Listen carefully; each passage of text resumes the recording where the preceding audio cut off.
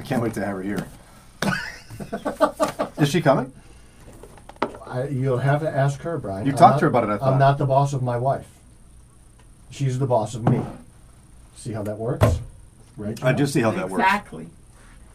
Well, here we are again. Dave Szafranski, president and founder of Edgewater Investment Group. We got people saying hello. Eva, good morning to you. Eva gets the first comment award. Congratulations. What's the award for that? Absolutely nothing.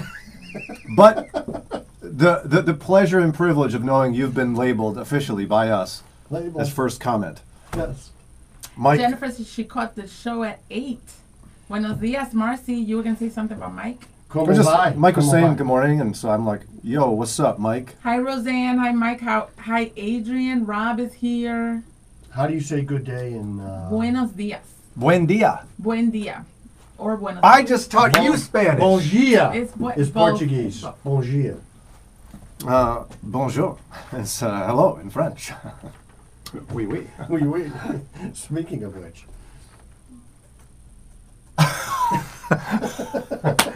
You could throw your financial questions down, or maybe you heard Dave make his comments earlier today, which I thought were, I don't normally do this, so just don't tell him. They're pretty powerful and profound. You don't normally get that from Dave. But he did that today. He's a passionate guy about what's happening in the world today. And I think you're proving the point that we as Christians need to go against the grain. We need to, that the path we walk on is one of Christ. And sometimes it's going to make you look like you're this side, and sometimes it's going to look like that side. But as long as you're on Christ's side, that's what matters.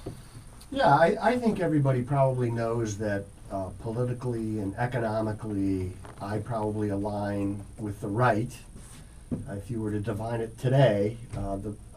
But from an economic standpoint, from a political standpoint, I think about things like pro-life, and that's where that is. It's if you're truly pro-life, it's hard to vote any other way.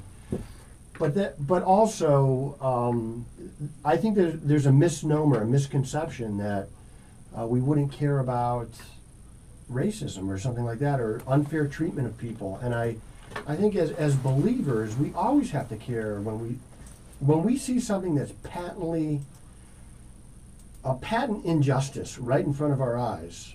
We're called to do something about it. We're called to act within our power, within the law.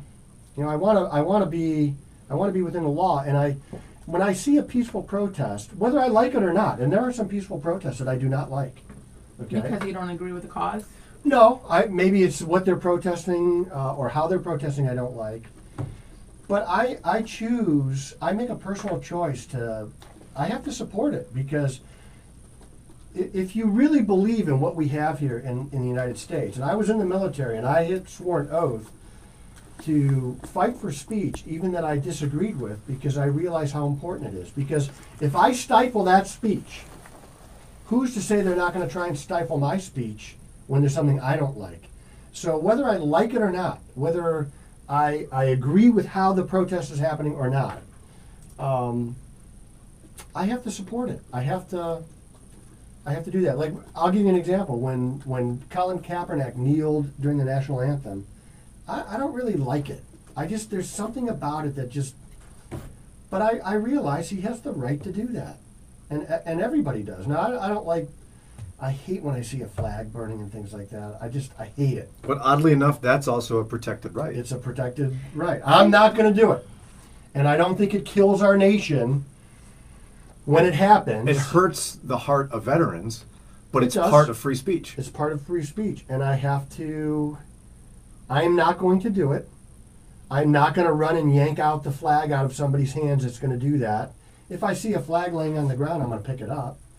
But I have to, as hard as it is, and it really stretches me to say it, as hard as it is, I'm going to let that happen. I'm not going to get in the way of it. You ready for something spicy, Dave? Yes. Jennifer joins us every day. She's lots of fun. She's not one of those Dr. just yes Jones. people. Mm-hmm. Yes. She's got a little push for Dave. Yes. You want me to read it? Jennifer It sounds better when you read it.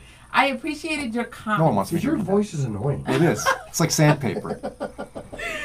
I appreciate your comments, Dave. At the same time, when Janelle said that it wasn't news to us, the George Floyd and the murder of George Floyd, your response came off dismissive. For many African Americans, the video wasn't really news. The arrest and subsequent charge is what we found newsworthy. I guess I was referring to the shock of white America is like not the same as what we saw. Because we're like, hello, we've been trying to tell you this happens. And you said it's not common. But first of all, one is enough. But to see people like Philando Castillo murdered in front of his child and wife, and after he said what he said, that could have been my husband. That's like. So and for we those who don't carry know, that. though, he got pulled over. He got pulled over. He had a legal firearm in his car. and he said it. He told the police officer he had a legal firearm in the car. Which is something I'm sure Dave has done. And the police I said, have. get your license, and he's getting his license. Yes. And that was on video. Mike Garner. And then there's so many names. Sandra Bland. There's so many names. And so even if, like, for people to say, well, it's not common, one is enough. And You're for right. my kids to have to see black bodies being murdered and, like, that's disturbing and it hurts and it's. So the George Floyd thing, it's like, yes, it's disruptive and it's shocking, but part of us is like, we've been telling y'all. To see people protest is like, final. Like, what we want to say is like, it's about time. Like, this has been happening. Right. So, but I love you and I know that you weren't dismissing it. So I know. I'm not dismissing it. I don't know wanna be you were not, dismissive. because you were not saying that off air. The Philando Castillo thing was particularly troubling because he was doing everything right. He identified, Also in Minnesota, by the way. yeah, he identified very early on in the traffic stop that he had a legal firearm, that he had a right to carry it. And I have been pulled over carrying a legal firearm, and I was actually wearing it in a holster right next to my wallet. And the police officer walked up. I had my hands on the steering wheel, and I told him I have a concealed carry permit and I'm carrying. And he said, "Where is it?" I told him it's in a holster right on my hip. And he said, "Well, let me see your license." And I just said, "It's in my right pocket. I'm going to have to reach right over there." And he said, "It's fine." And it proceeded like nothing was wrong. And when I watch it, I just watched that video again. Philando? Yeah. Oh And my gosh. And you're scary looking, Dave. And he didn't get nervous about that? he didn't seem nervous to me. And to be honest, if he had said, "I'm going to cuff you and bring you out of the car and disarm you," I would have done it because I know I have an awesome responsibility when I'm carrying that thing. It is not a light thing. This is Yeah. Yeah, this it's a is big a deal. firearm, right? Yeah. And if it goes off wrong or somebody says, "Hey, it's not loaded, don't worry about it," and somebody gets killed, that's on me. It is a big responsibility to carry a firearm. And the officer needs to feel safe and not threatened. That's right. And so if he says, "Hey, I'm going to bring you out of the car and I'm going to take that firearm off of you," that's exactly what's going to happen next. Okay, so I let him decide what was going to happen next, but I moved very slowly. And when I watched that video of Philando Castillo, it appeared to me that he had done everything right. Now, I couldn't see in the car, and I don't know, but it seemed like shots were fired. But he did the very same well. thing you did. He did the same thing I did. There's Yeah, one yeah. difference, though. He's dead and I'm not. And you're an old white guy. And I mean, really old, actually. Well, I don't know about old. And Really old. and he's not. And that's the consistent message you're saying here, though. Yeah. As I get silly in the midst of it, that's the point you're making. And it's an Yes. important one. You just, I think the thought of the police officer, I don't know what he was thinking. By the way, he got charged and he was found not guilty. So the police officer walked away from that. And, you know, I don't, it's really difficult to watch because I think, well, I could get pulled over with a firearm at any time. And is that going to happen to me? And everybody else in my car. They could have shot that girl too because Yeah. she could have grabbed a gun. Yeah. And there was a police officer on each side. So I think when you carry a weapon, it's a huge responsibility. You have to realize that. But when you're a police officer, you have this power that is so complete. You could change the course of somebody's life in a traffic stop. And these are the things where you're interacting with the public. The first course of action should be to de-escalate somehow. You know, look, there's not going to be a problem here. I'm going to bring you out of the car. You know, whatever you have to do to feel comfortable, do that. But the mood should always be to bring down the temperature. And I think right now what our country could really use is somebody to bring down the temperature a little bit. And I don't know how that happens. I don't know if the president can do that. But I think bringing down the temperature right now and say, look, what happened was awful. And we're going to, but what I don't want to happen, Janelle, is I don't want some blue ribbon panel to be, you know, commissioned. Yeah, and then 3 years later, we have a report and nothing changes. Yeah. Those are the things that can't happen. But you know, I think to, whose point was it again that was? Jennifer Jones.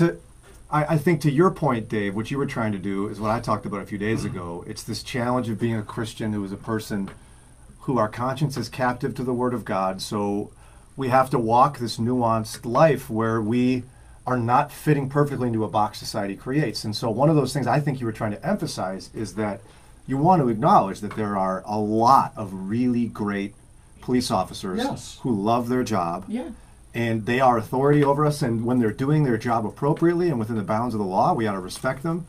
And they're deserving of our respect because they risk their lives for us. I think you were trying to just point to the idea that you didn't want to make it sound like you think all cops are horrible. No, but we need the police desperately because there are a lot of bad people in this world that want to hurt you. Big time. They want to hurt you, take your stuff, and hurt your kids.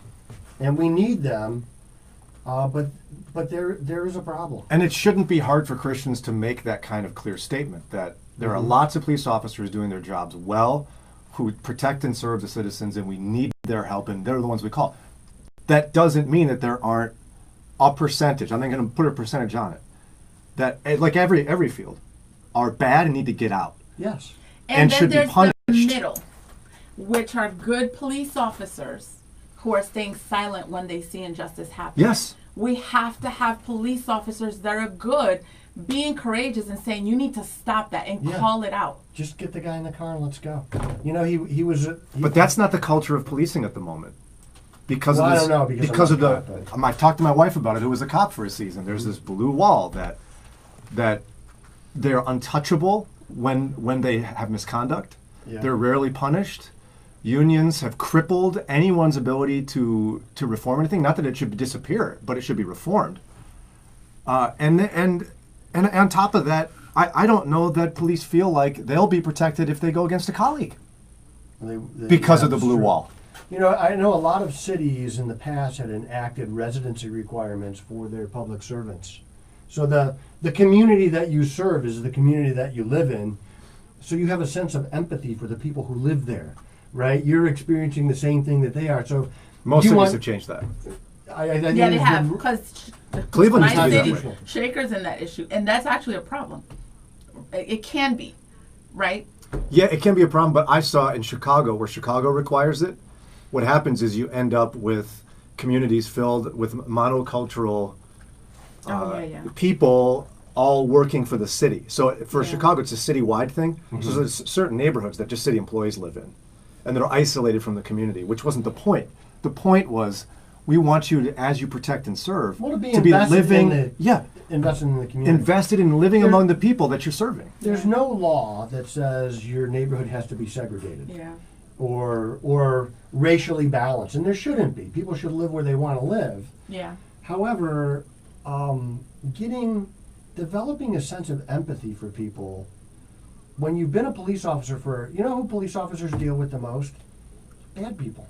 Right? There's a lot of bad people that they deal with. It's a tough job. It's a tough job. Nobody makes them become a police officer. And by the way, if a police officer is going to pull me over on the way to work today, I drive a big 12-passenger van, white. Is that your van? Yes. Hers is the cool-looking one. Look for mine's the airport show. White. No, I don't drive that. But it's very difficult sometimes to see people for who they really are when everybody that you've dealt with today has done something horrific. Yeah, can you imagine? I can't imagine how hard I can't. that is. That's why I'm not a cop. And I'm not a doctor because I don't like sick people. So Or blood or cutting people open. I right. mean, So I don't do things I don't like. So I just think that it's difficult to really quantify when you become a police officer the amount of influence that you're going to have over somebody's life and perhaps generations of lives if somebody gets abused. And so if you abuse your power as a police officer, I think it's particularly troubling because there's so much at stake, right? You have so much power to change the course of somebody's life in an instant that we really need people who can appreciate how much power that they are wielding just driving around. You pull somebody over, you put them in the system, whether they deserved it or not. The blinker thing. A lot of people get pulled over for that, right? Well, are you really harming society by an illegal lane change? No, probably not. But now you're in the system, and if you're poor, now you got to go to court, and maybe you can't take off work, so you're not going to get paid. And you see this thing happening over and over again. people get stuck in the system, yeah. Yeah, and as we watch, you turned me on to the Serial podcast, Brian. Sarah is asking about that. Can you guys kind of explain what the podcast is? She says she needs a reason to scream. So This is Sarah in Ecuador. I am She needs not a reason to scream. Because you said during the show, man, if you listen to that and don't scream, Did I say that? There's something wrong. Oh, he said that. Okay. And officially, I am not endorsing or not endorsing it. Oh, you could have him say it. But I what endorse it. I'm telling you is, it comes from NPR, and it's called Serial, not like breakfast cereal, but like serial killer, even though it doesn't really fit Or it per serial se. the number. The number of serial. Like a serial number, like SERIAL. Season 3 is a look at the criminal justice system, specifically in Cleveland and Cuyahoga County. Yeah. And so it's fascinating to look at. Dave heard it. You heard Dave's comments. If you chose to listen, that would be your choice. I enjoyed it. In my time. opinion, the system here is broken, corrupt, and abusive. But at the same time, though, Have a nice day. Joe said something earlier Yes. that I love. Joe, I'm glad you're here, Joe Tyree. He said, if there are good police officers, why are they staying silent? We don't know that they are because Well, and the answer is they're not staying silent because we've talked about in this show. There's been a tremendous number of police officers who are doing their jobs with excellence and speaking out. The chief in Lorraine released Awesome. a powerful public statement, marched with Oberlin, people. Chief. The chief in Chattanooga. There's officers in Cleveland who are but sitting even with what they say protesters. to other officers in private, they might not say in the public, right? And I always, especially with politicians, I always have to tell people some of the things that they say are not for domestic consumption. It's for somebody overseas. It's for a world leader. Sometimes it's for domestic consumption. So we don't know that they're not saying something in the locker room that isn't coming out because they need to maintain, they have to think about their safety too. And so we don't know that they're staying silent. I hope they're not. So somebody might be watching this going, wait, isn't this a Christian thing? Why are you talking about this? So why is Dave Safranski, financial guy and follower of Jesus, passionate about what's happening in the country right now? Because it all comes back to economics. And if you raise the standard of living for people, they're much less likely to be in a system, the justice system, because they're invested, right? They're out, they're working a great job. They have a future. They're saving for the future. They have the ability to send their kids to higher education. These are all things these are aspirational things that in many cases are uniquely American. And if you travel overseas, like I go to South America somewhat frequently, and I've been to Europe and places like that. It's just a different attitude when you get overseas. And I'm Yeah. not saying it's bad or whatever, but when you get to America, you realize there is something really special here where everybody, no matter what color you are, or even if you were born here or not, you have an opportunity to be successful here. And I want to provide that for every American, whether they're a naturalized citizen or they were born here or they're an immigrant here. everybody has a chance to work hard and succeed. And when the system gets abused like that and people get held down, I think that's an anti-American thing. That's not who we are. And as believers, I had read that, I heard it from Dr. Rydelnik that George Floyd was a believer. Oh, in fact, I read a thing this morning. A good friend of my family who's a pastor, runs a Bible college, met him and said he loves Jesus. And he was on a Christian radio show as a guest, George Floyd. So let me ask you this, and I have thought about this because these are things that go through my mind. If I was walking by that situation, if I had been there and I had been walking by and I see this happening, would we have done anything? People tried to do something, Dave. That's the horrible you part. got 4 cops with guns. What would you do? They were threatening him with mace when they tried Len to. said he would have done something, but I'm like, I don't know, dude. Like, I don't you're know. there. Yeah. I don't know. I hope I'd have the courage to do that, but it's a real big challenge. Because let's say you bum rush the situation, which is very dangerous now because people are probably going to get shot. Yeah. Right? So you have to think about these things. And you yank the guy off of George Floyd, and George Floyd lives. Now you're looking at felony assault of abuse. Yeah. What do you, this is my dilemma is, I hate that injustice. What am I going to do? I feel like I'm powerless to affect any change. What do we do? Yeah. I think it's an important thing. Jelani is sharing some always good to see you, brother. He's a worship pastor at Grace Church in Middleburg Heights. He's saying our own safety and security should always be less important than our opportunity to speak for the voiceless both privately and publicly. Value others above ourselves. Well, I get that, but that's speaking. That's more talking, Jelani. If you were there, what would you have done? I don't know what I think I would have. I think, well, okay, you're filming it. That's great. So the world saw it. There's been a reaction to it. But he's still dead. Would we have acted? And I just, that's the kind of thing that kind of breaks my heart. But you know, when I'm thinking about why would Dave care about something like this, I actually think of one of Jesus' critiques for the Pharisees. Matthew 23:23. What sorrow awaits you, teachers of religious law, and the Pharisees, you hypocrites! You are careful to tithe even the tiniest income from your herb gardens. It's finances. You're really good about tithing. But you ignore the more important aspects of the law: justice, mercy, and faith. You should tithe, yeah, but not neglect the more important things. Blind guides, you strain your water so you won't accidentally swallow a gnat, but you swallow a camel. Mm-hmm. Like, you're a guy who would go, yeah, finances are really important and you should tithe. But you seem almost more passionate about injustice, which is perfectly fitting, I think, in that admonition Jesus gave in Matthew 23 to the Pharisees. You should care about your finances. We should. But there are things that are more important, and one of them is justice. I tell people from time to time, and they don't like to hear this from their finance guy, but I say, look, it's only money. What do you mean it's only money? That was and you fill in the blank, whatever they were going to buy with that. But it's only money. You're not going to, nobody has a 401k account in heaven that I have ever read. I don't think that happens. So there's a 100% mortality rate on Earth. Everybody's going to die. And we're all going to be held to account for what we did and what we didn't do. And I think where we see injustice, whether it's this or something else, and I think there's a lot that we can do to help stem the tide of injustice. We could volunteer our time. We could give money. We can speak out when we know we're going to get railed for it. We could speak out. Talk is, look. Are you going to insult my profession? No, I'm not going to insult your profession. I think we should speak up. However, there needs to be action.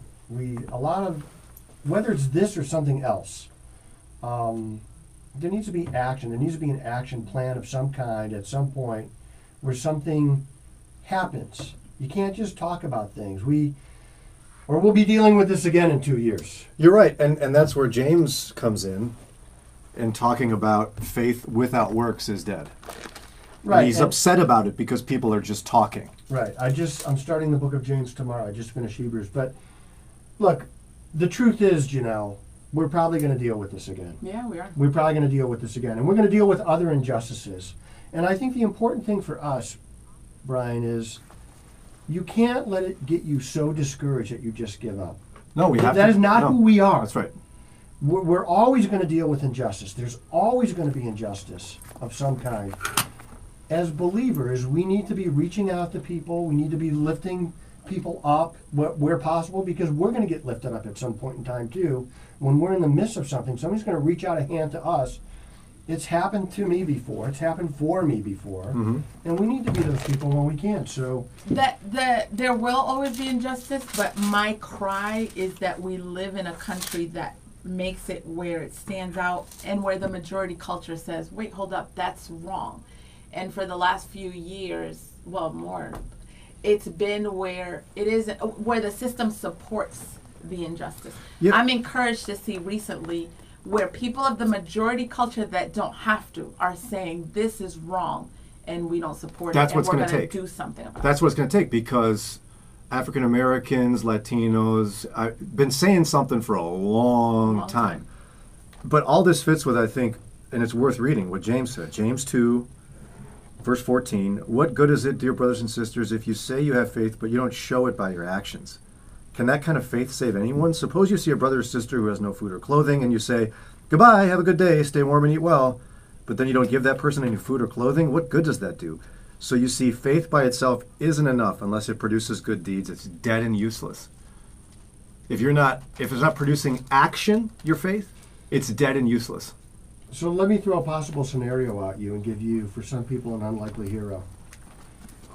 So there are times in our history where we have certain presidents who only they could pass something, because you would think that they wouldn't want to do that. And I think President Trump has a unique opportunity right now, okay, because he's from the right. Yeah. He has a unique opportunity to muster the troops, so to speak, to pass some kind of justice reform Yes. that would actually get through. It's like when you have when Bill Clinton passed welfare reform, only he could have gotten that through at the time. Only he could have done it. Right. Only he could have done it. And this is why we have to pray for the president, regardless of your political party affiliation. This is why we're admonished to do it, because this is a moment truly where if he would respond to the call for it, he really could be a leader in the world. And now remember, this has been going on for a week. Okay, this is day 8 since it happened. Am I correct? Day 8? Yeah. Yeah. Okay, so Day. it's a relatively short period of time. 10 days, yeah. And what I want to be praying for, one, I want to pray for the people protesting, Yeah. that they're safe.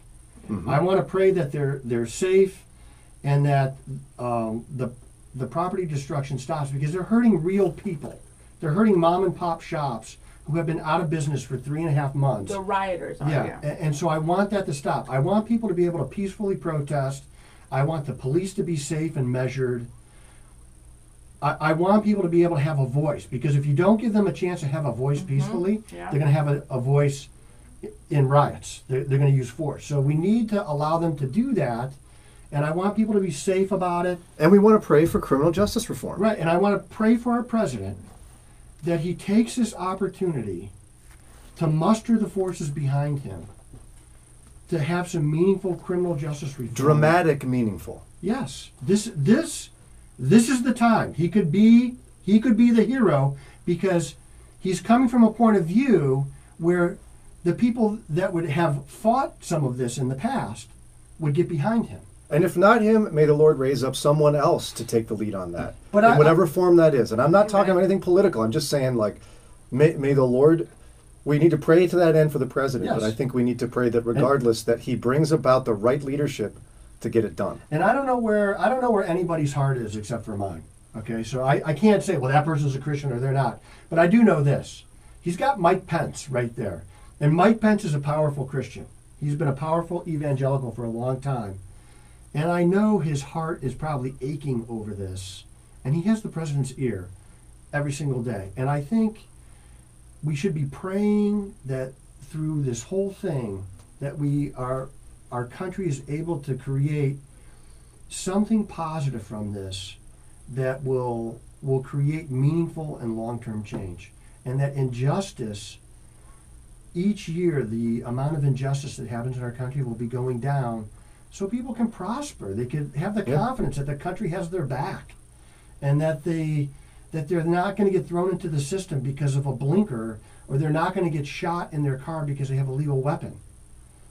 Those are the things that need to change. And we as Christians, as we get wrapped up here, I think we have a powerful opportunity, if we display what the Scriptures expect of us, to lead on this. Followers of Christ have an opportunity to lead in public. Dr. Rydelnik shared this passage yesterday. He makes married couples, before he does counseling with them, memorize it. And in a tense moment in history, it's a good reminder for us if we're going to lead on this issue as Christians. Colossians 3:12-14, therefore, as God's chosen people, holy and dearly loved, clothe yourself with compassion, kindness, humility, gentleness, and patience. Bear with each other and forgive one another. If any of you has grievance against someone, forgive as the Lord forgave you, and over all these virtues put on love, which binds them all together in perfect unity. If we approach it that way, with the boldness of Jesus' admonition to care about justice, I think we can be hopeful. Do you have to forgive people, though, if they load the dishwasher wrong consistently? It's hard. I mean, that is really tough. Women need to get... You should have heard what she said about women yesterday. It's a whole other conversation. You wouldn't even believe it. You're going to have Levon watch it. Oh, I heard it. I heard it. You did? Yeah. I'm like, yes! We have... Yes! She's right! They're holding us back! I knew it! I was speechless. I knew it! Yeah, I also heard the silence, Brian, Yes. was deafening. Wise choice. What else could be said but her truth? He was even like, I feel like I gotta defend women. This is so weird. Oh, no. No. All right, we got to go. God bless you. Well, you never know what's going to happen when Dave shows up, but you heard some of his passions today. And maybe we can all pray to that end we were just talking about. God bless you and God